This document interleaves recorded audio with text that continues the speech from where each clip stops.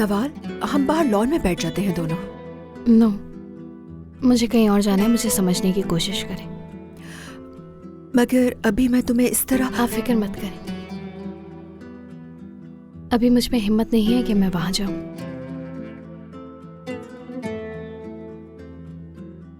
आ जाओ अली, मुझे बात करनी है।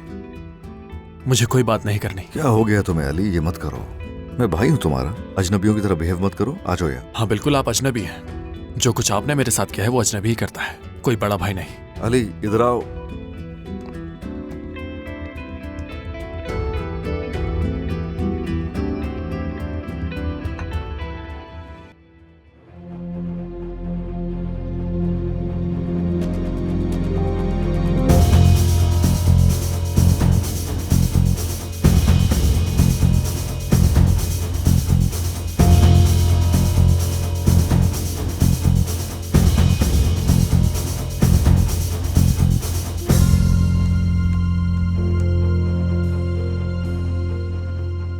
हम कहाँ जा रहे हैं? इस्तांबुल की सबसे बेहतरीन जगह।